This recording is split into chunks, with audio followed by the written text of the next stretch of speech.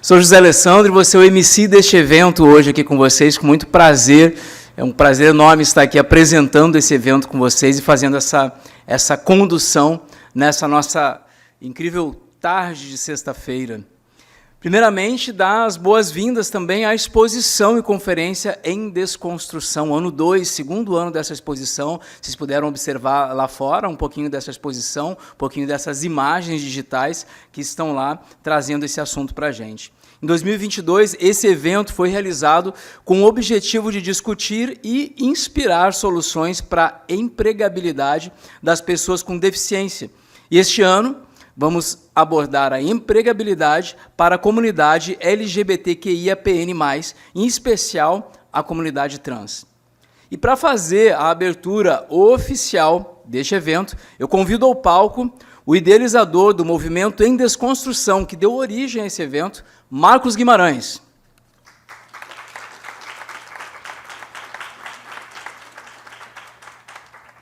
Boa tarde, obrigado por vocês estarem aqui presentes com a gente.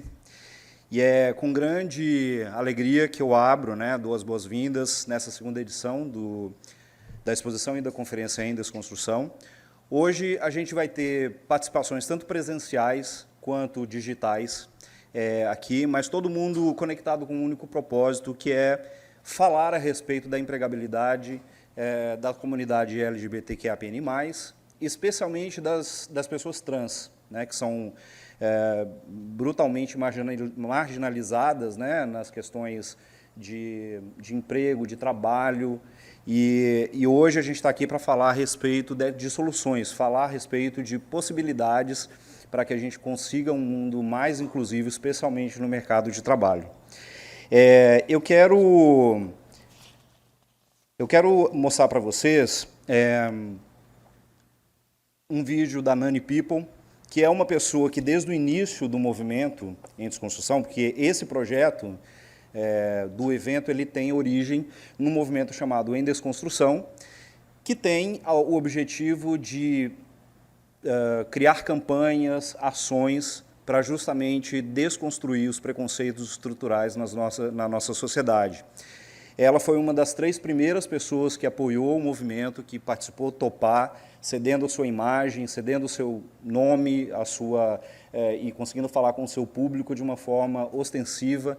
E foi muito legal, no primeiro momento, tê-la conosco. O Fábio Pochá e o Bruno Mota foram as 3 primeiras pessoas que apoiaram.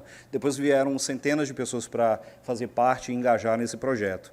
Então, eu queria que, para abrir aqui o nosso evento, uma palavra da Nani People. Impedido de conseguir chegar ao Rio de Janeiro. É primordial, é importantíssimo que o seu trabalho seja um ambiente que você possa ser como e quem você é. Você não vai conseguir render o que você consegue render se estiver num ambiente opressor, num ambiente que não te dá liberdade de pensar, de mostrar as oportunidades, as ideias, os caminhos que você pode ter para cada situação do seu trabalho. Mas na prática, infelizmente, não acontece. Então é importante que você saiba que não existe liberdade sem liberdade econômica. Só para conseguir essa liberdade econômica, você tem que trabalhar para isso. Eu tive uma sorte que, infelizmente, grande parte da população trans do Brasil não tem. Tive a sorte de ter uma mãe acolhedora que fez com que minha família me abraçasse, me impulsasse, me empoderasse para o mundo. Então, quando você tem esse primeiro respaldo em casa, que no meu caso foi minha mãe que me projetou para o mundo, ficou muito mais viável, mais fácil, e a cultura como catalisador de transformação disso. A minha formatação fez com que a minha fundamentação intelecto e física e psíquica acontecesse. Eu não pude, por exemplo, me dar um físico de produzir uma estética que eu imaginava ser da mulher que até então almejava ser, se não tivesse condições para isso. Só que até isso acontecer, você tem que ter essa fundamentação acadêmica, intelectual. Então é importante que as empresas educassem os seus funcionários para que o mercado de trabalho se tornasse um abraço para as pessoas trans que tentam uma carreira, um caminho, uma melhoria de vida ali. Porque a pessoa já sofre tanto para ser o direito de ser quem é, aí quando acha que achou a porta, que vai literalmente, a equação se não vai acontecer, você vai conseguir um trabalho que vai fundamentar tudo isso que eu falei, porque não existe liberdade sem liberdade econômica, Chega no trabalho, a coisa acontece ao contrário. Elas são oprimidas, são subjugadas. Todo aquele ranço, aquele vínculo, aquela onda de preconceito, de vem e volta, e às vezes o que é pior, vem embutido. Vem de uma maneira que até para você responder à altura foi complicado, realmente é muito medíocre o ataque, entendeu? É muito cínico o ataque. Eu tenho amigas que têm ataques no trabalho delas, em trabalhos desde estética até acadêmico mesmo, que aí não dá nem para confrontar, porque a pessoa é tão mesquinha, tão medíocre, que sabe fazer da maneira torta, torpe e indireta, que é pior. Então eu queria pedir às pessoas, eu queria dizer às pessoas que em pleno 2023 não dá para brincar de viver mais. Você tem que estar brincando. Eu tenho 58 anos de idade, nesses 58 anos de idade, até viver de teatro, até viver da minha profissão, do meu ofício, eu trabalhei em várias funções. Eu fui bancária, eu fui vendedora de loja, eu fui maquiadora, eu fui esteticista, fui bilheteira, entendeu? Fui passadeira, fui camareira, e todos os teatros, os trabalhos, todas as funções, todas as lojas, todos os bancos que eu trabalhei. Por exemplo, eu cheguei em São Paulo em 85, fui funcionário do Banco do Oeste, e eu já era aquela figura, aquela metamorfose ambulante. Então, o quesito é muito importante com um evento desse acontecendo, para que abra a cabeça das pessoas, que tenha essa liberdade, as pessoas tenham o livre-arbítrio de ser quem são, e que o ambiente de trabalho se torne mais acolhedor, mais humanitário, mais compreensível e mais compreendido. Que as pessoas trans não passem pelo escárnio que passam, e aí chega no efeito, quer dizer, na porta do gol, desistem do campeonato, porque realmente jogam a toalha e falam, não aguento mais, não quero mais saber disso. Então é muito importante que as empresas, os empresários, tenham essa conduta, esse treinamento, esse embasamento, esse olhar para esses profissionais tão importantes, tão qualificados e às vezes mal compreendidos. Amém.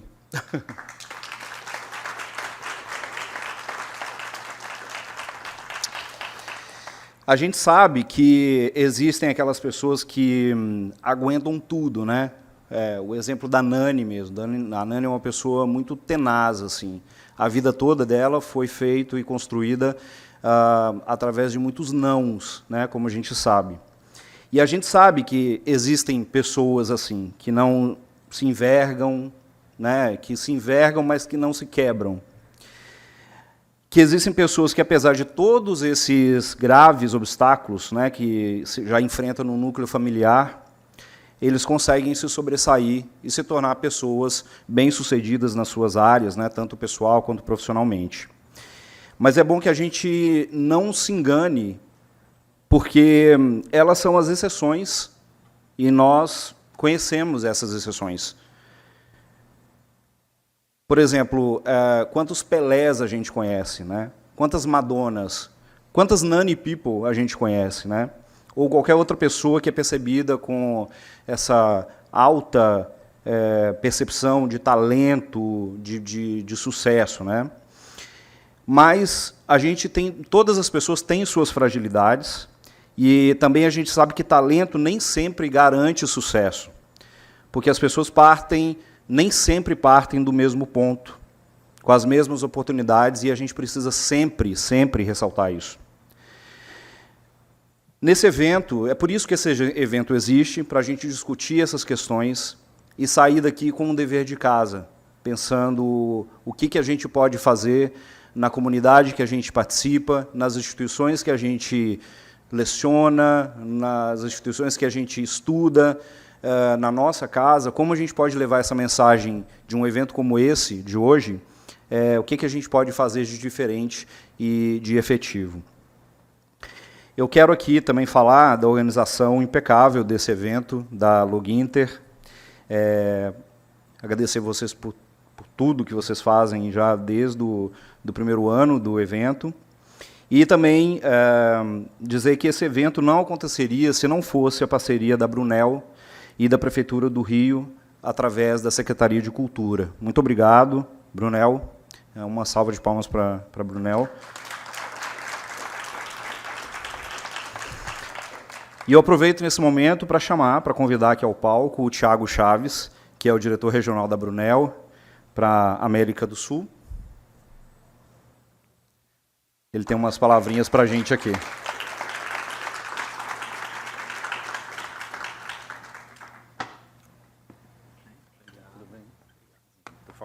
Tá ótimo, obrigado.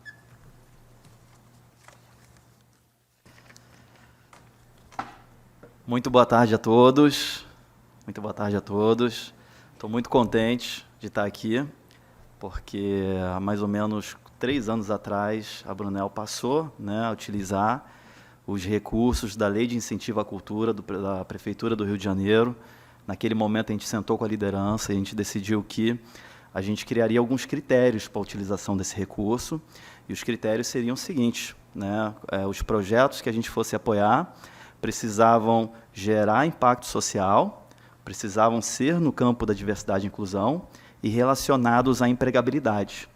Então, a gente está muito contente aqui de estar com vocês, com pessoas, com empresas, com parceiros que buscam, que desejam, né, uma sociedade mais justa, mais inclusiva e mais diversa. Então, é um momento de muita felicidade. Estou vendo aqui, né, pessoas, né, que já conheço há muito tempo, parceiros, empresas, no campo pessoal, minha esposa, minha mãe está aqui presente também. Então, um dia, eu acho que de felicidade e gratidão para a gente como empresa, para a Brunel como empresa. E, para quem não sabe, né, a Brunel, no ano passado, a gente patrocinou um evento em desconstrução também, né, um evento que fomenta essas discussões, que teve um painel de discussão, e aí dentro desse painel de discussão a gente tinha representantes, né, de grupos minoritários, representantes do setor público, do setor privado, do público em geral. Esse evento ele foi direcionado à empregabilidade de pessoas com deficiência. Então, foi um evento também organizado pela Luginter, um evento riquíssimo, né, em conteúdo, em informação. Tanto é que, do ponto de vista prático, né, depois desse evento, eu creio que a Brunel aprendeu, que a Brunel melhorou. Tanto é que a gente criou uma série de ações de letramento com a nossa equipe interna, fizemos parceria com uma instituição que atua apoiando pessoas com deficiência a conseguirem entrar dentro do mercado de trabalho. Então, foi uma experiência rica, uma experiência importante, foi um marco para a gente como empresa, e a gente espera o mesmo nesse ano. Né, e trazendo aqui para a atualidade, sabemos, né, que ainda dentro dessa temática de empregabilidade da comunidade LGBTQIA+, há muito a ser feito. Né, na Brunel, não só na Brunel, mas como no mercado em geral, há muito a ser feito. Esse é um tema importante, é um tema relevante, é um tema urgente, precisa ser tratado como urgência. E ao estar aqui presente, né, nesse evento, nessas discussões, eu acredito que a gente reforça, né, o compromisso da Brunel com a utilização de ações no campo da diversidade e inclusão como ferramenta de transformação social. Então, hoje é um dia importante, né, um dia, né, de novo, né, de muita felicidade para a gente como empresa, e a gente espera que esse evento, novamente, traga aprendizados, traga reflexões propositivas para a gente aqui presente nesse evento, né, gerar impacto positivo, né, em vidas, para a gente combater o preconceito e para a gente, pelo menos como empresa, né, fomentar ainda mais ações que visam a empregabilidade do grupo LGBTQIA+.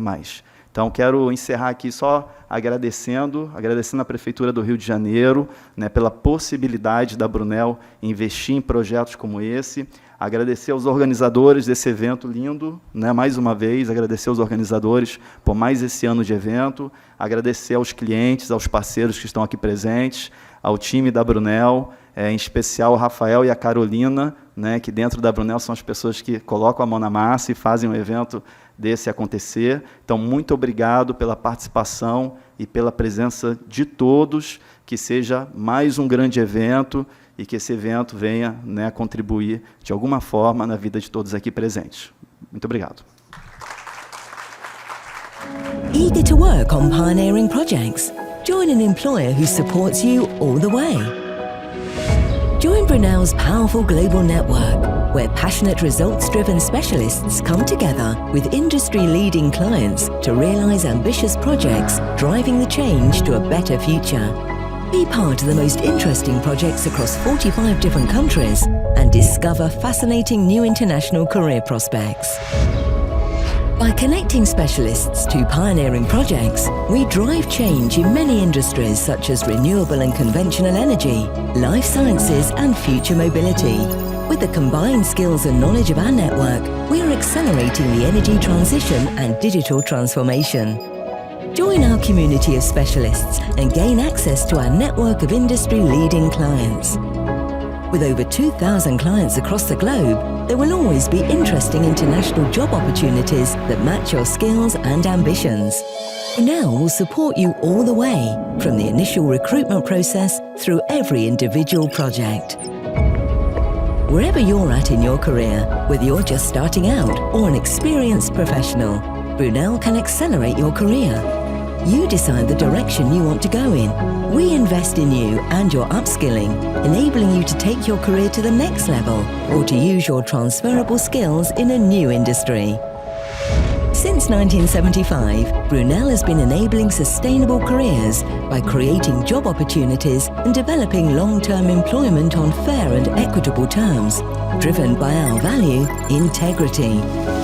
As a carbon-neutral company with a diverse and inclusive workforce, we are constantly working on our environmental and social commitments. We're also ambitious to drive change for a better future in all the industries we serve. This is your chance. Become part of our global network, accelerate your career, and drive change with us. Muito bem, mais uma vez, obrigado a Brunel pela parceria. E a gente vai fazer desse evento hoje um pontapé inicial para muitas coisas acontecerem. Por isso eu desejo que esse evento de hoje não seja só uma experiência efêmera, mas que a gente possa partir para ações concretas no nosso dia a dia. E quero agradecer mais uma vez a cada pessoa que está aqui presente. Não faria sentido a gente fazer se não tivessem vocês aqui.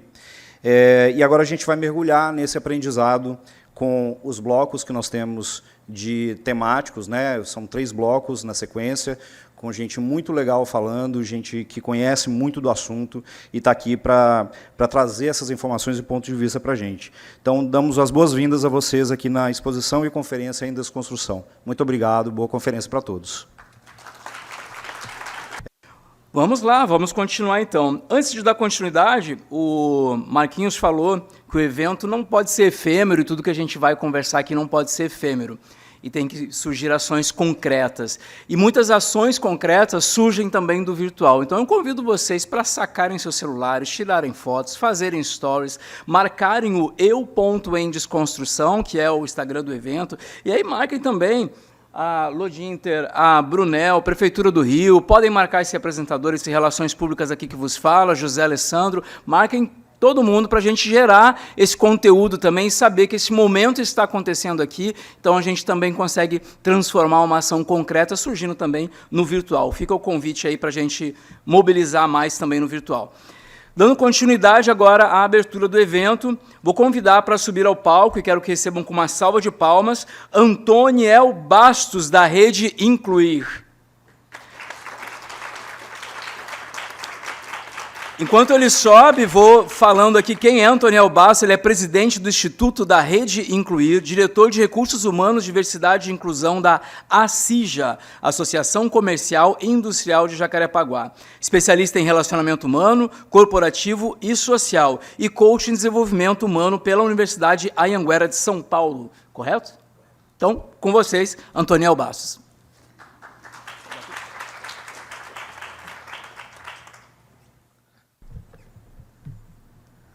Boa tarde a todos e a todas.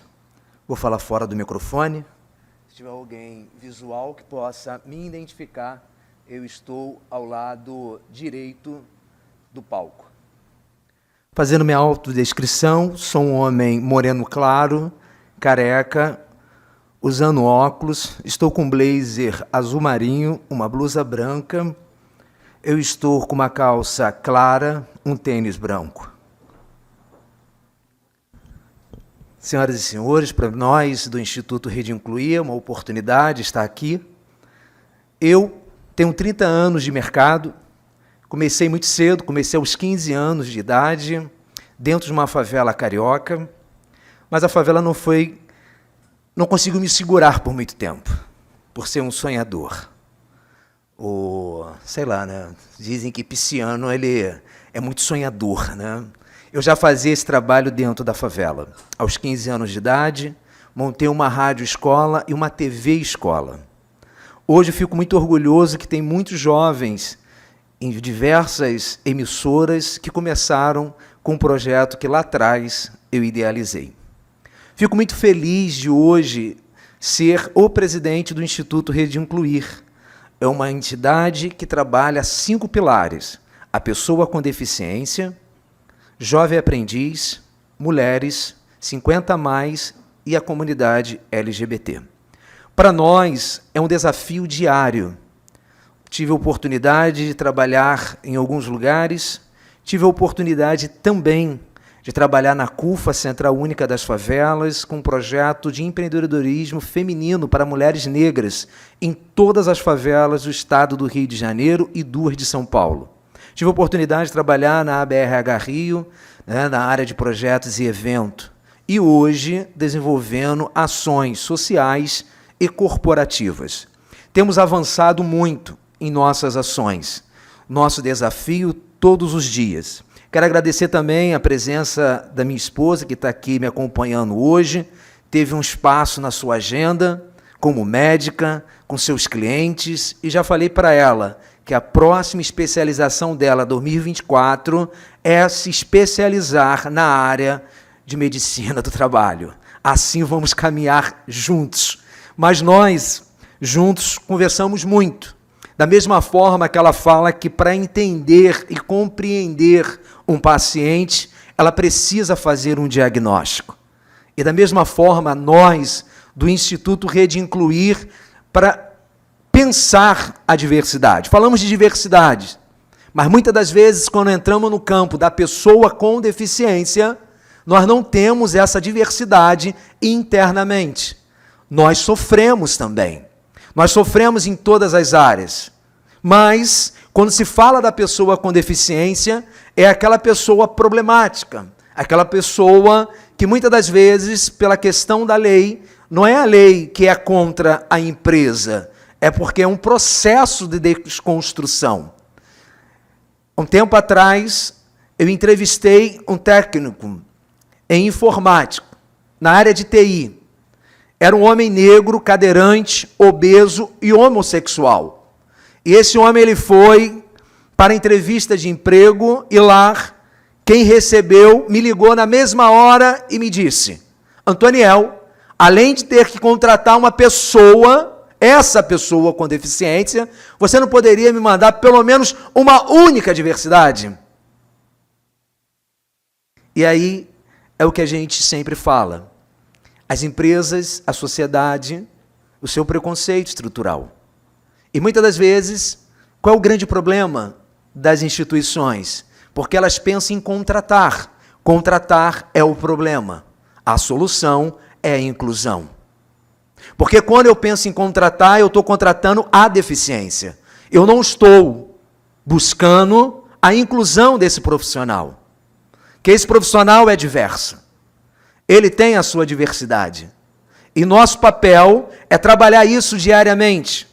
Nós sempre falamos, recebemos diariamente ligações de todos os cantos.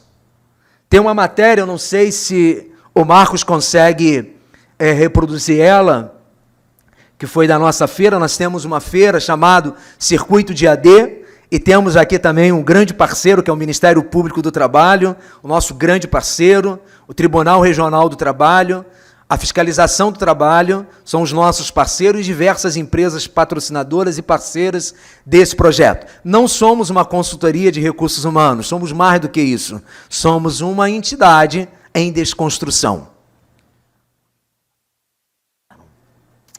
Senão, nós iríamos ali projetar o vídeo da nossa feira. Mas para nós, essa questão é diária. Por quê? Quando me abordam pedindo um currículo, na verdade, eu não penso em incluir, eu penso em cumprir a lei de cotas. Mas a pessoa com deficiência é muito mais do que isso. E a pessoa com deficiência, ela também carrega as suas personalidades como ser humano. E ela também enfrenta esse desafio. Uma ocasião, eu entrevistei uma pessoa com deficiência trans. Um ser humano incrível, profissional incrível. Mas nós temos as barreiras. porque nós estamos focados na deficiência. Mas como vencermos isso? É desconstruindo diariamente. Como diria o grande pensador Bob Proctor, é de novo, de novo, de novo e de novo. Quando chegar no final, eu volto. De novo, de novo e de novo. E muitas das vezes o nosso trabalho ele está pautado em 4 pilares. Muitas das vezes o primeiro pilar é o pilar, como a Viviane ali da Porto, que estávamos conversando, meus parabéns, excelente trabalho. É o primeiro ponto, é 5% do nosso trabalho. Porque é construir junto com a empresa essa questão diversa, para todos. É equidade, não igualdade. Que eu posso ser uma pessoa que trabalho essa questão de igualdade, mas a questão de equidade eu não trabalho. Eu tenho todo mundo que anda de bicicleta, mas eu não tenho uma adaptada para a pessoa com deficiência. E aí eu me pergunto, o que é ser diverso? O que é ser diverso? É quebrar os nossos próprios preconceitos internos, quando eu olho para o outro. Olhar para o outro é olhar para nós mesmos, porque é o reflexo do nosso próprio espelho. E muitas das vezes, o nosso trabalho é conscientizar e trabalhar diariamente na sociedade um trabalho que vai além dos muros. Um trabalho que vai além daquilo que eu penso. É um trabalho que vai além da própria desconstrução do ser humano. Eu quero agradecer ao Marcos, ao Igor, pelo convite. Queria fazer mais com essa correria, com diversos eventos que nós temos. E no dia 14 agora nós vamos fazer um grande evento na Superintendência Regional do Trabalho, juntamente com o Ministério Público do Trabalho e a Firjan, sobre laudos caracterizadores, um grande desafio voltado para a pessoa com deficiência, porque muitas das vezes o médico do trabalho ou o médico ele acha que somente ele pode dar o laudo, mas que não é isso. E com isso a empresa perde e a pessoa com deficiência também perde, porque você tem esse ato, esse buraco. Então, evento para 290 pessoas, vou enviar depois para o Marco, para que o Marco possa compartilhar com a rede, né, aqueles profissionais que quiserem participar da área de recursos humanos, médico do trabalho, profissionais. Vai ser um grande evento com uma grande especialista médica e auditora fiscal, que é a Laila Vilela. Então, assim, é algo importante para nós falarmos, porque todos os dias nós temos que trazer essa conscientização. E o nosso trabalho como sociedade do terceiro setor é contribuir com 3 pilares. A pessoa, primeiro, a sociedade, a pessoa e as organizações. E o nosso trabalho é diário. Muito obrigado pela organização do evento e muito obrigado pelo convite.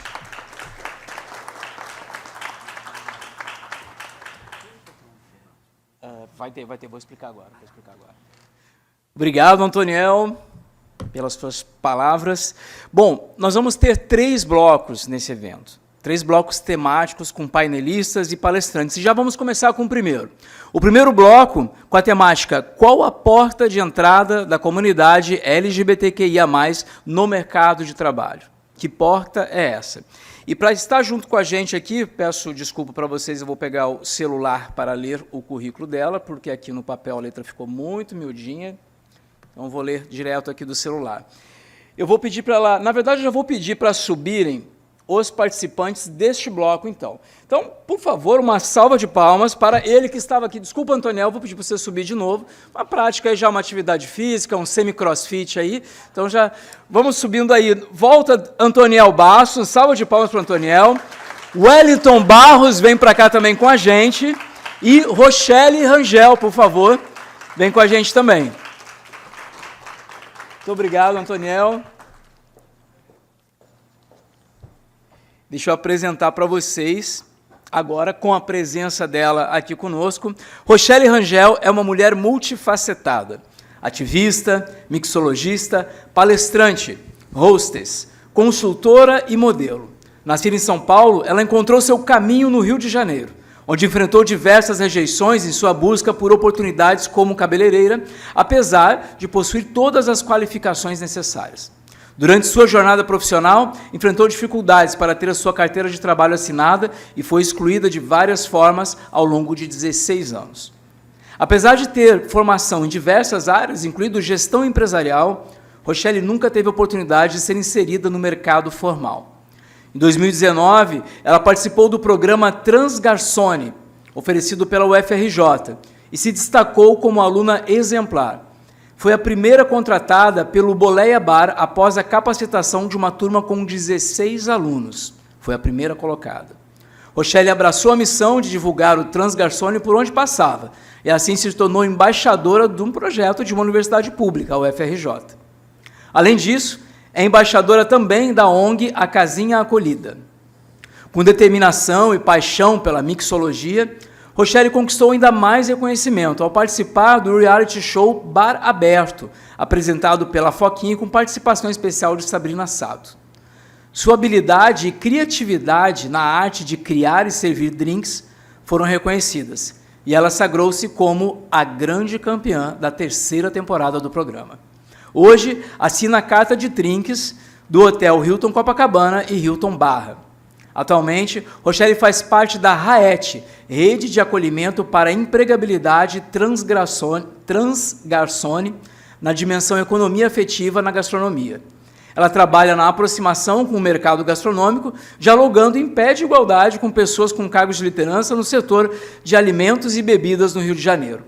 Com 36 anos, Rochelle é um exemplo de resiliência, superação e sucesso, inspirando outros com sua trajetória de vida e conquistas. Com vocês, Rochelle. Boa tarde. Tá ligado. Testa aí de novo. Oi, tá me ouvindo? Prazer, eu sou a Rochelle, né? Estou muito feliz de estar aqui com vocês nessa tarde. Ele passou o meu currículo aí extenso, né, nesse momento, mas para chegar até esse currículo, como vocês viram, não foi fácil, né? Eu vou contar um pouco da trajetória da minha vida pessoal até chegar à profissional, porque elas se cruzam muito, porque eu sempre me entendi enquanto uma mulher trans, né? Só que essa questão de ser trans, né, pela minha idade, estou com 37, não estou mais com 36, são anos e épocas diferentes, era algo que se falava muito pouco, né? E eu lembro que eu não tinha nenhum tipo de referência enquanto pessoas trans na minha infância, até porque a internet ainda não era tão acessível, né, para todas as pessoas. A gente nem mal se falava de internet naquela época. Isso eu estou falando dos anos 90. Na minha trajetória, eu vi toda essa introdução da internet na minha vida, né, como na vida de algumas pessoas que estão aqui presentes também. Então, eu sempre fui uma pessoa apontada pelas outras pessoas, e isso me incomodava muito, porque eu estava sendo eu. Na minha casa, eu vivia um ambiente extremamente feliz, até eu me despontar enquanto mais mulher, enquanto mais feminina que eu fosse dentro da minha casa. E isso começou a causar incômodo nos meus familiares, né? Até porque eles não entendiam muito bem o que estava se passando, né? Na rua, as pessoas também me apontavam, me xingavam, eu era perseguida. Na 4ª série do ensino médio, eu fui agredida por mais de 15 meninos e não sabia nem por que eu estava apanhando. Eu não sabia nem o que significava o que eles estavam me xingando naquele momento. Eles me xingavam de bichinha, de viadinho, de macaco, e me bateram durante 2 quilômetros, que era o percurso da escola até a minha casa. Eu quase desisti de estudar. Eu quase desisti da minha vida também. Mas eu fui forte, mas, infelizmente, também me tornei uma pessoa agressiva, porque eu precisava me defender daquelas pessoas. E eu estava deixando de ser eu naquele momento, mas eu precisava de uma defesa. O esporte, ele me salvou. Eu fui atleta de vôlei durante alguns anos da minha vida. Com isso, eu consegui ser bolsista de colégio particular, onde eu consegui me formar como técnica em gestão empresarial. Mas, com 13 anos de idade, eu conheci o centro de São Paulo, onde um amigo meu me leva para um reduto chamado Lago do Aroche, onde pessoas, na época, diziam GLS, né? A sigla T nem era inserida dentro da comunidade, e nem na sociedade, muito menos. Ele me mostrou diversas pessoas trans e travestis, no escuro, escondidas, se prostituindo. E quando ele me disse que aquelas pessoas eram mulheres, que eram meninos, virou uma chave na minha cabeça, e ali eu consegui entender que existiam pessoas como eu no mundo. Só que eu não entendia por que aquelas pessoas estavam no escuro, seminuas, escondidas, excluídas, até mesmo da própria comunidade. É porque aquelas pessoas elas não eram aceitas em lugar nenhum. E eu queria ser aceita, porque eu só queria ser eu. E aquela situação de ver aquelas mulheres bonitas, mas seminuas, vendendo seus corpos, me incomodou muito. E por isso que eu fui atrás, né, de terminar os meus estudos. Quase que eu não consigo terminar, porque esse encontro que eu tive com essas mulheres ali me fez querer mostrar para a sociedade, para a minha família, que eu existia, que eu não podia viver mais naquela condição que eles impunham para mim. Eu não era feliz. Foi feitas diversos tipos de lavagens na minha cabeça. Infelizmente, são pautas que eu não quero trazer aqui, porque eu não gosto de falar sobre isso, porque eu respeito religiões de várias pessoas, até mesmo a própria religião que tentou fazer a lavagem na minha cabeça. Mas isso me trouxe uma vontade também, novamente, de me suicidar, porque já que eu iria para o inferno, por que não adiantar isso logo? Mas Deus, ele é maravilhoso, né? Comigo, ele não foi diferente. Eu enfrentei muitas dificuldades, sim, enfrento até hoje, mas eu decidi ser eu. E essa decisão me trouxe o maior fator, né, de incômodo, que foi a exclusão familiar. A partir do momento que a Rochelle se apresenta para a família dela, ela passa a ser agredida todos os dias por um cruzar de pernas, por um movimento diferente feito dentro de casa. Eu tinha que atravessar um quarteirão inteiro para chegar à minha casa, para não ser agredida por outras pessoas na rua. Mas eu continuava em frente. E, no terceiro ano do ensino médio, eu tive que sair da minha casa porque eu tive uma briga muito feia e violenta com meu irmão mais velho, onde eu peguei uma faca até mesmo para me defender dele. E eu escutava na minha cabeça para finalizar aquilo logo, para acabar com esse sofrimento, mas Deus novamente me protegeu disso. Eu larguei essa faca e decidi ir embora da minha casa. E achei que o mundo seria um pouco mais fácil, afinal eu estava terminando o ensino médio e eu era técnica de gestão empresarial, e conseguiria um emprego, eu era uma aluna boa, tirava boas notas, então me sentia capacitada para enfrentar o mercado de trabalho. Eu fiz mais ou menos umas 300 entrevistas, mas como estava nesse processo de transição, né, eu percebi que não bastava só você ter uma qualificação intelectual para competir num estágio de igualdade com outras pessoas a partir do momento que você é uma pessoa trans. Eu lembro que numa dessas entrevistas que eu fiz para uma multinacional lá em São Paulo, eu competi com 80 pessoas um cargo de engajamento de carreira na área de RH. E foram 5 dias de seleções. Eu fui uma das finalistas. Só que eu lembro quando o RH entrou para dentro da sala, que não sei se os RHs hoje em dia são assim, mas na época eu tinha um tapume e uma parte era vidro. Por eu ser atleta, eu tinha uma ótima leitura labial. E eu lembro que eles disseram que eu era muito boa, mas o chefe de RH disse que não, que era um traveco preto. E como um traveco preto iria representar a empresa. E eles não sabiam nem como tinha chegado até ali. A outra RH disse porque eu era boa. E ele disse que não bastava isso. E daí eu saí de lá com um sentimento de derrota mesmo, né? Porque eu vi que eu era capaz de estar ali disputando vaga no mercado de trabalho, mas ser eu era um empecilho para isso. E eu fui parar onde a maioria dos corpos trans vão por escuro. Eu fui parar para aquele gueto que eu tanto temia lá atrás.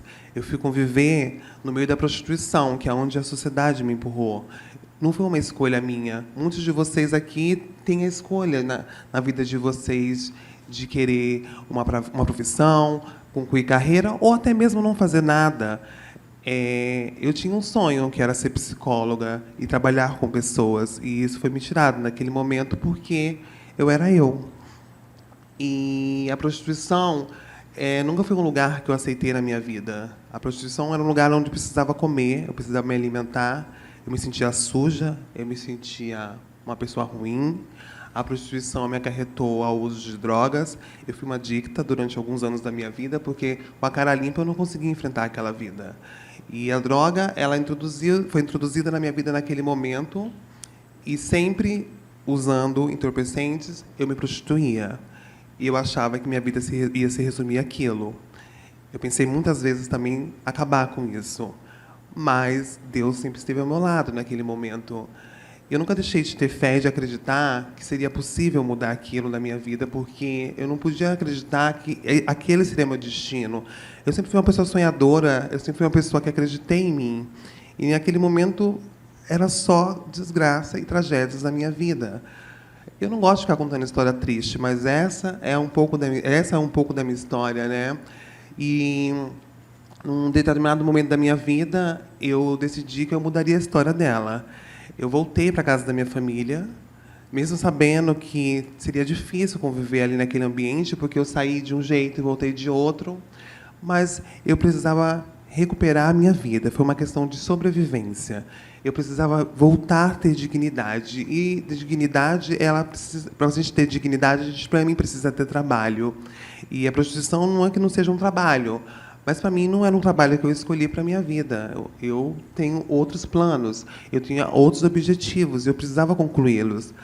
E, quando eu voltei para a casa da minha família, eu consegui um emprego de assistente de cabeleireira. Também não foi fácil, porque tinha pessoas que não queriam a minha ajuda, porque os clientes talvez não aceitassem o meu corpo naquele lugar. Tinham medo de que os clientes rejeitassem, levantassem da cadeira a partir do momento que eu fosse lavar algum cabelo ou fosse atuar trabalhando ali. Eu chorei muito ali dentro daquele salão, mas eu falei que eu não ia desistir.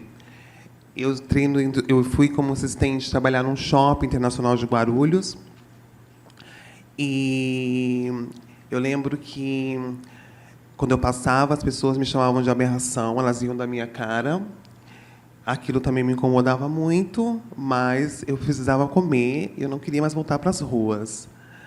Eu, hoje, me lembro que foram 7 anos passando por tudo isso dentro daquele shopping, mas eu entrei lá como aberração e saí com o apelido de deusa, porque eu desempenhei um bom trabalho, eu mostrei para as pessoas que ser eu não tinha nada de diferente. Ser uma mulher trans, ou ser um homem trans, ou ser uma pessoa LGBT, não é uma questão de escolha. Você simplesmente é. A minha família foi difícil ainda a convivência, mesmo trabalhando, porque para eles aquilo ali não era emprego. Se você não tem uma carteira assinada, você não está trabalhando. Eu entendo a percepção deles, mas para mim aquilo é um emprego, era uma profissão. Mas não foi a profissão que eu escolhi para mim, é a profissão que também me jogaram para lá. Eu vinha muito aqui para o Rio de Janeiro. Eu sempre amei o Rio. Eu tenho uma alma extremamente carioca e um sangue baiano. Eu sou uma mistura desse Brasil. E eu sempre senti que o Rio de Janeiro mudaria a história da minha vida.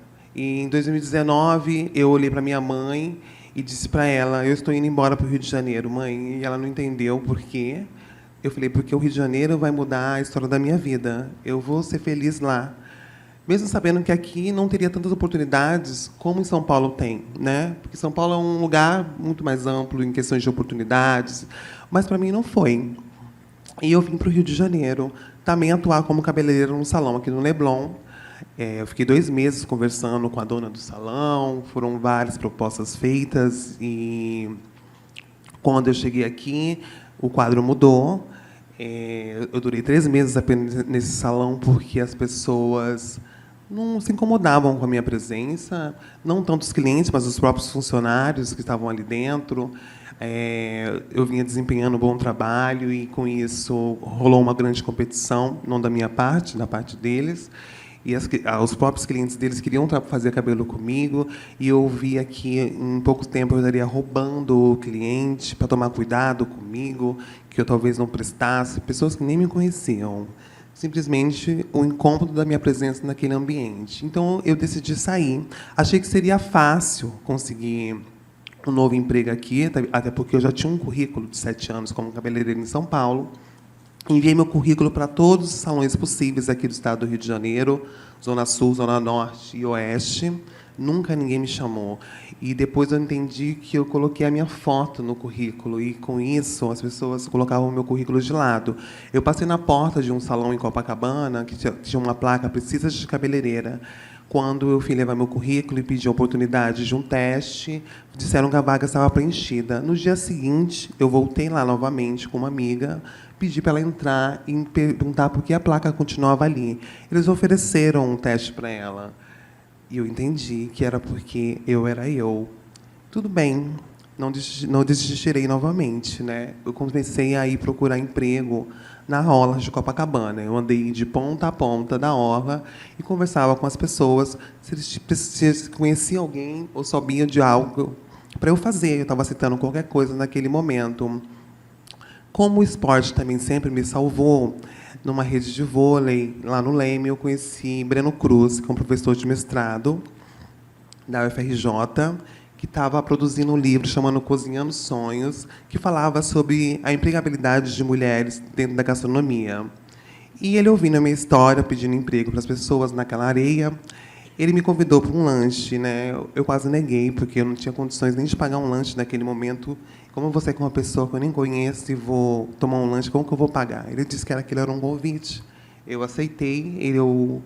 A partir daquele momento, eu virei uma escritora junto com ele. A gente produziu um livro onde eu conto um capítulo. Num capítulo do livro, eu conto um pouco da minha trajetória dentro do mercado de trabalho.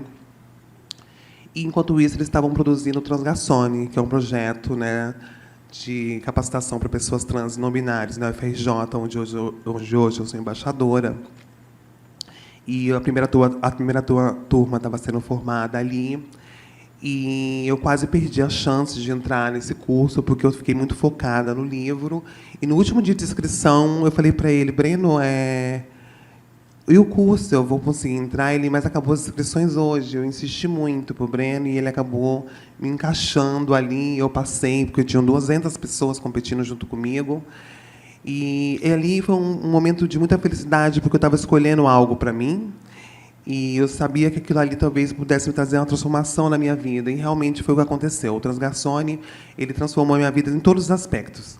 Ele me trouxe dignidade, ele me trouxe reconhecimento, mas ele me trouxe também incômodo, porque, a partir do momento que eu consigo me despontar dentro desse projeto, eu virei pauta de telejornal. E ali eu não entendi por que eu estava virando pauta de telejornal se o desemprego no nosso país é algo tão grande. Mas, para pessoas trans, é ainda muito pior, né? A gente sabe que apenas 4% da população trans no nosso país tem emprego formal. 90% da população trans vive de trabalho informal, principalmente na prostituição, e 4% da forma informal, como cabeleireira e outros projetos que eles mesmos criaram para suas próprias vidas. O Transgarçone, junto comigo, começamos a levar o nome para todos os lugares por onde a gente passava. E eu fui uma das primeiras pessoas a conseguir uma vaga de emprego formal, e isso foi no ano de 2020. Né? Então, foram 16 anos da minha vida tentando uma oportunidade de emprego. Em 2020, eu fiquei muito feliz de ter essa oportunidade. A pandemia quase me tira, né, essa felicidade, mas a gente não desistiu nunca. E hoje eu sou uma pessoa extremamente feliz, porque não foi só eu que consegui, foram 18 alunos que também conseguiram emprego, e a gente vem lutando todos os dias por espaços, por liberdade.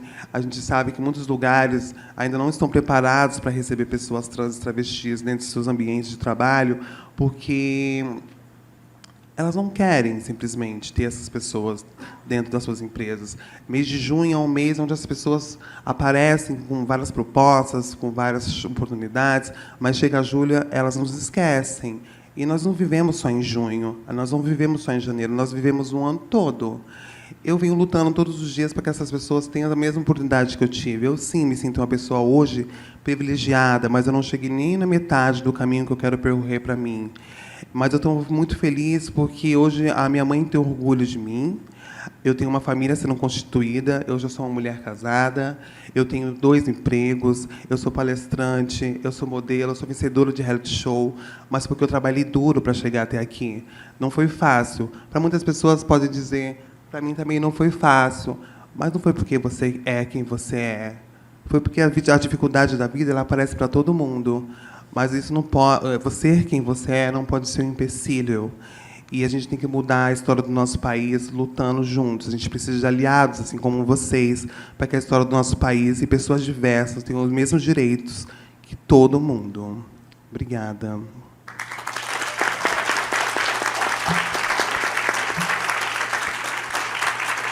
Obrigado.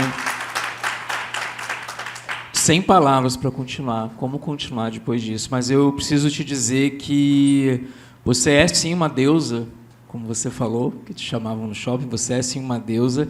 A sua história não é uma história triste, é uma história forte, é uma história que nos impulsiona, né? Então não peça desculpas por contar a história triste, é uma história muito forte, nos toca profundamente. A sua história é a história de muitas. Eu me emocionei em alguns pontos porque eu tenho amigas que passaram exatamente a mesma história. São histórias fortes e que a gente está aqui para conversar sobre isso. Vou deixar os nossos colegas conduzir agora este debate e seguir adiante. Obrigado. Boa tarde a todos. Eu sou Wellington Barros, sou psicólogo de Belo Horizonte. Agradeço ao Marquinhos pelo convite de estar aqui hoje com vocês, podendo partilhar um pouco da minha trajetória profissional, né, do meu caminho como terapeuta. E hoje, nesse momento inicial, eu vou mediar aqui o nosso bate-papo com o Antoniel e com a Rochelle. E, no próximo bloco, eu vou apresentar um pouco do meu trabalho, né? O tema do bloco é qual que é a porta de entrada, né, da comunidade LGBTQIA+, no mercado de trabalho. A Rochelle fez uma exposição maravilhosa, né? Eu tive a oportunidade de coordenar uma pesquisa no final da década de 90. Nós teremos um bloco aqui com um representante que vai falar sobre como é que é? A bi-quarentona. Eu sou a bi-cinquentona. Estou nos 50.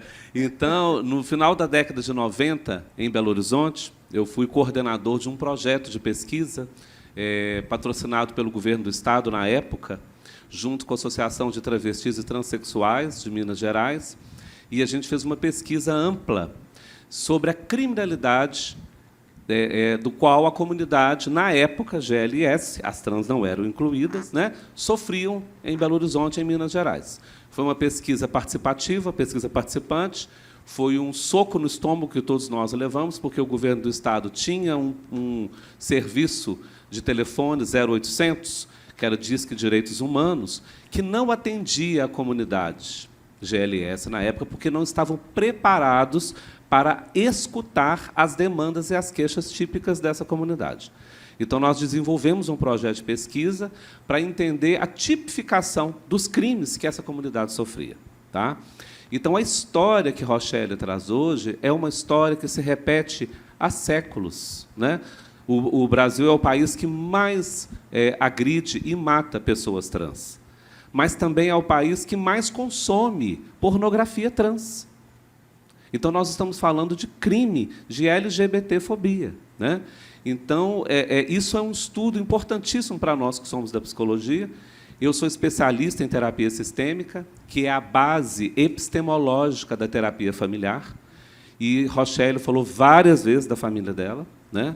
Então, a questão familiar é uma questão que se impõe dentro da lógica do que vive a pessoa LGBTQIA+, principalmente no recorte da comunidade das pessoas trans. Vou ter a oportunidade de falar um pouco mais sobre isso daqui a pouco.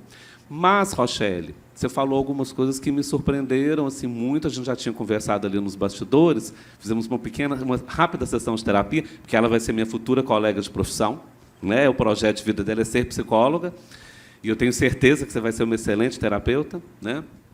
Mas eu queria que você falasse um pouco, quando você diz assim, que a minha mãe passou a ter orgulho de mim.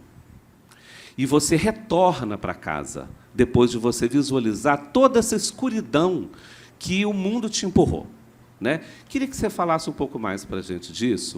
E em que medida essa lógica ela é o alimento, a nutrição para a busca de um lugar do fazer profissional, né? Assim, porque o trabalho, e citando Freud, né, nós, seres humanos, nós temos duas funções na vida, que é amar e trabalhar. Quando isso nos é vilipendiado, né, quando isso nos é negado, a gente se desestrutura psiquicamente. Então, a Rochelle ela traz para a gente uma estrutura extremamente resiliente. Hoje, na realidade, na filosofia, nós nem lidamos mais com o termo da resiliência. Nós usamos o termo mais nobre hoje da filosofia, nós chamamos de antifrágil, né? O resiliente é aquele que ele sofre a intempérie, ele sofre a esterese e volta ao ponto inicial. O antifrágil, não. O antifrágil ele vai além. Então, a Rochelle é um exemplo de antifragilidade. Então, eu gostaria que você falasse um pouco disso, né? Dessa lógica familiar e como que isso nutriu a sua caminhada para a busca e se firmar no mercado de trabalho. Sim, eu acho que família é a base de tudo, né? Tanto a família que a gente nasce, ou a família que a gente escolhe, né? Ela nos fortalece para que a gente chegue a algum lugar. A partir do momento que a gente perde isso, a gente perde as estruturas, né? E eu perdi as minhas estruturas a partir do momento que minha família me renega, porque eram pessoas que eu amo, são as pessoas que são pessoas que eu amo, né? Então, tipo, se elas não me aceitam, quem vai me aceitar? Então eu via essa não aceitação no mercado de trabalho, esse repúdio, essa barreira sendo colocada na minha vida, e eu não tinha estrutura e nenhum alicerce para me apoiar ali naquele momento. Eu era muito jovem, estava com 16 anos de idade quando eu saí de casa, e eu sentia muita falta da minha mãe, eu sentia muita falta do convívio, até mesmo com meus irmãos, né, que eram pessoas que eu conhecia desde que eu nasci. E não ter eles por perto e saber que eles tinham um certo repúdio com a minha pessoa me enfraquecia, né? Como me enfraqueceu naquele momento. Só que eu tinha que conseguir continuar em frente. Eu tinha que seguir em frente porque eu precisava chegar em algum lugar. Eu tinha muito medo, né, também das falas que eu ouvia dentro da minha casa, que pessoas trans, LGBTs, enfim, iriam todas morrer de HIV, que não sei o quê. Então, aquilo me assustava muito. E eu não queria ter esse fim para mim. Eu queria ser normal, eu queria ser psicóloga, eu queria me formar e ter uma carreira e constituir uma família sendo eu mesma, né, como eu venho conseguindo agora. Mas eu não precisasse, talvez, passar tudo que eu passei se eu tivesse esse apoio lá atrás, sabe? Se eu não tivesse sido renegada naquele momento. Hoje, a minha mãe entende quem eu sou. E mesmo com toda a falta de conhecimento intelectual que ela tem, que ela estudou só até a 4ª série, ela foi buscar informações, né? E eu acho isso muito bonito da parte dela. Eu nunca deixei de amar minha mãe, claro, tive momentos de tristeza, sim, mas eu nunca deixei de amar. Eu queria ouvir isso da boca dela, o eu te amo, e eu ouvi isso agora recentemente. Faz pouco tempo que eu ouvi isso da minha mãe, você entende? Quando eu falava para ela eu te amo, ela só falava também. E ela tinha essa dificuldade, eu tive que entender isso dela também. E dentro de um contexto social de pessoas LGBTs que são repudiadas pela sua própria família, é muito ruim. E eu falo isso para todas as pessoas que eu conheço que têm uma pessoa LGBT por perto, ou com qualquer outro tipo de deficiência, ou enfim. Pessoas que são excluídas, de um modo geral, que apoiem essas pessoas, amem essas pessoas, são pessoas. São seres humanos assim como você. Ninguém escolhe nada na sua vida. Você não escolhe ser preto, você não escolhe ser LGBT. Você só nasce e você só quer viver. E a partir do momento que eu tenho de volta esse acolhimento da minha família, principalmente da minha mãe, e eu mostro para ela que eu posso fazer o que eu quero sendo eu, tudo começa a fluir muito mais leve e as portas se abrem. Como eu te disse, como eu disse aqui para vocês, né? Eu passei 16 anos da minha vida buscando uma oportunidade de emprego. Hoje, as pessoas querem que eu vá trabalhar com elas, né? Mas porque eu mostrei isso trabalhando, eu mostrei isso me esforçando, lutando, todos os dias, matando um leão para conseguir um espaço. Eu não cheguei nem na metade ainda do que eu quero fazer para a minha vida. E ter esse apoio de pessoas que a gente vive dentro de redes é muito importante. Isso é uma base que nos sustenta, né? Eu gostaria de perguntar para o Antoniel, que com o trabalho da Rede Incluir, né, dentro do recorte, né, da comunidade LGBTQIA+, que tipo de problematização, né, assim, o trabalho da Rede Incluir tem levado às empresas, tem levado para a sociedade, no sentido da própria história da Rochelle, né, ser veiculada e ser compreendida para as pessoas desconstruírem, né, essa lógica? Mais uma vez, né, boa tarde. O depoimento da Rochelle é o que nós ouvimos todos os dias, porque nós lidamos com pessoas, independente se ela é negra, se ela tem nanismo, se ela é LGBT, e as pessoas, o ser humano, nós ainda estamos num processo de desconstrução diário, porque muitas das vezes nós falamos que eu amo trabalhar com pessoas, mas, na verdade, é um clichê. Concorda? Por quê? Quando nós, do Instituto, nós olhamos a potencialidade da pessoa, e aí você envia essa pessoa para fazer um processo, a régua é muito alta. Eu tenho um olhar já discriminatório. Eu já entro num processo de competição, e aí eu trago a história desse colaborador que era cadeirante, uma pessoa homossexual, obesa, mas um puta técnico de TI. E aí ele teve que provar o tempo inteiro a capacidade dele. Por quê? Porque a gestão estava olhando a pessoa, estava olhando a característica física, pessoal, da mobilidade e da pessoa. E aí, no final, você não poderia me mandar pelo menos uma característica, não precisava pegar todas as características. E nesse processo hoje do Instituto Rede Incluir, como Instituto Rede Incluir, ele nasceu através de um grande pensador, né, o nosso doutor Roger Atalier, procurador do Ministério Público do Trabalho, sabe bem disso, como é um grande ativista, né? O Joaquim foi uma pessoa que me buscou no mercado, né, em 2013, e a base do Instituto Rede Incluir era a cabeça de um auditor fiscal, que também milita dentro desse universo, e a causa do Instituto Rede Incluir é a pessoa com deficiência, o jovem aprendiz, a mulher, os 50+, e também a comunidade. Porque ele, como auditor fiscal, ele via isso todos os dias. E todos os dias nós, no Instituto Rede Incluir, também presenciamos isso. Às vezes nós entrevistamos pessoas maravilhosas, como aconteceu há uma semana, entrevistamos uma pessoa trans, mas com nanismo, que ela traz o mesmo retrato, Rochelle, que você trouxe. O mesmo retrato. E aí nós levamos essa pessoa, como pessoa, ser humano, profissional, para a oportunidade.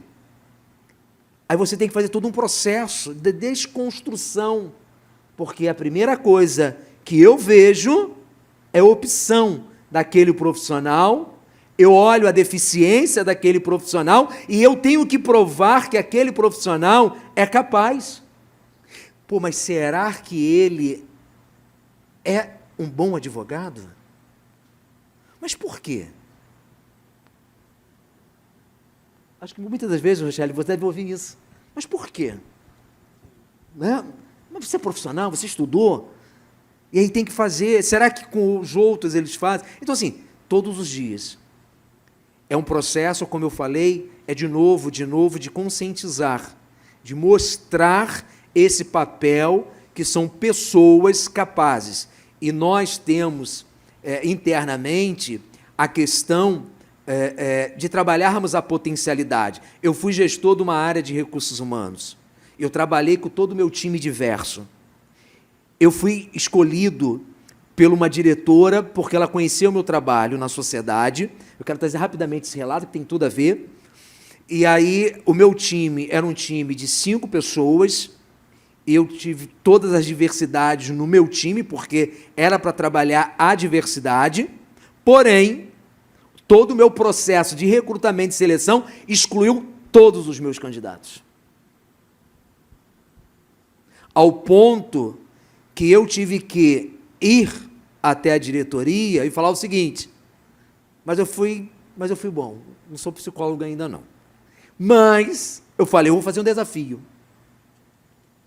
Se em 6 meses eu não der resultado com o meu time, eu quero 50% de aumento. E durante 6 meses eu não quero receber nada. Se em 6 meses eu não for líder transformativo para transformar o que eu fui escolhido, pode me demitir, eu não ganho nada. Pode pedir um jurídico para fazer o contrato, eu vou assinar, eu escrevo no próprio punho, ó, eu, Antoniel, parará, fechado, fechado. Eu fiquei 4 anos nessa empresa. Mas por quê? Porque eu tive que mostrar a dor que pessoas são pessoas e pessoas são capazes de transformar. Mas para transformar, eu preciso me transformar. E para ter a transformação, eu preciso desconstruir. Senão, eu não tenho a inclusão. Muito obrigado. Só para um outro pensamento também que eu acho que a gente pode construir, né, e levar adiante, talvez um contato maior com, por exemplo, a Associação Brasileira de Recursos Humanos, né, que fala com esses profissionais de RH também, para também ter mais momentos como esse aqui, para levar esse tipo de ação, esse tipo de conscientização para demais profissionais de RH também, que são profissionais que estão ali, como a gente fala, na frente do gol, né? Na frente ali, contratando mesmo, fazendo essa triagem, também é importante a gente conseguir mobilizar dessa forma. Eu queria ouvir um pouquinho as considerações finais de cada um de vocês. Infelizmente, estamos chegando ao final desse bloco e já vamos para o segundo bloco com outra temática. Então, vamos fazer 5 minutos de consideração final de cada um, pode ser? Podemos começar? Tá, Joia. Primeiro, convidar todos para continuarem, para poder participarem dos outros blocos, né? Os temas são instigantes, a gente vai ter oportunidade de aprofundar, né? Cada um de nós, falar um pouco mais. E o desafio que a dinâmica, né? Que a lógica de ser diferente nos impõe, né? Ele é necessário, né? Não tem ninguém que é igual a ninguém, né? Assim, a minha história de vida, né, sou um homem gay, né, assim, quando eu entrei para a faculdade de psicologia, em 1992, né, assim, a psicologia tinha um olhar para a patologia, onde as pessoas eram o tempo inteiro vistas pelo patológico. Até se assumir homossexual naquela época era muito difícil.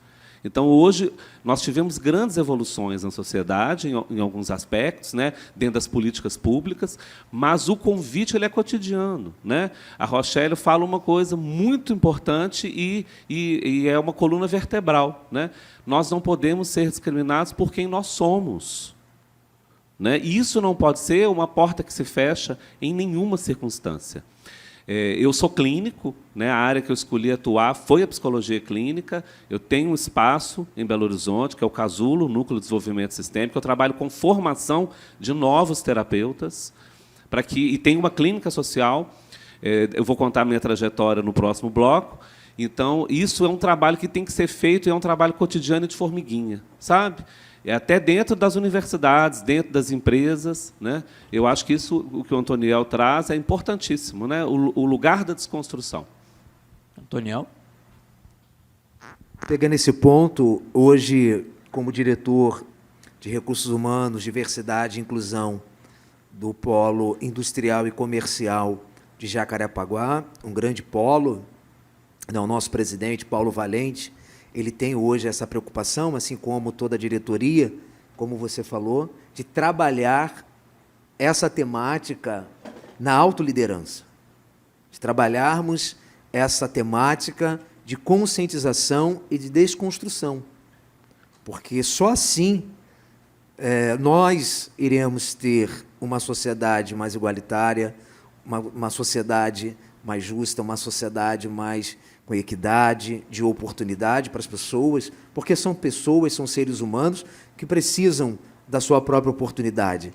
E o caso, ou seja, com 4 anos quase de Instituto Rede Incluir, nós, até hoje, só conseguimos, aí esses dados é real, só termos 2 profissionais trans, que são pessoas com deficiência, inseridos no mercado de trabalho.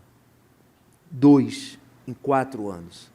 Nós já conseguimos inserir no mercado mais de 10 mil pessoas. Nós só temos somente 2. Então, é um processo de desconstrução diariamente. Rochelle Rangel. Eu concordo com tudo que vocês disseram aqui, e eu digo mais, né? Donos de empresa, empresários, gerentes de RH, que têm, né, essa maior potencialidade de ter contato com pessoas quando vão fazer entrevistas e abrirem vagas de mercado vagas de trabalho para pessoas LGBTs, mas para pessoas, de modo geral, vamos dizer assim, que você tenha conscientização que aquela pessoa, ela tem, sim, vários traumas, não é que ela seja diferente de ninguém, é porque ela passou por várias questões da vida dela até ela chegar ali de frente com você. Assim como eu passei também. Eu sou uma pessoa que eu me considero muito forte, sim, mas eu conheço pessoas que não teve a mesma força que eu e hoje nem estão aqui mais para contar a história da vida delas, sabe? E elas não querem privilégio, elas não se fazem de vítimas. Elas são, sim, vítimas de uma sociedade que as excluíram durante a sua vida toda.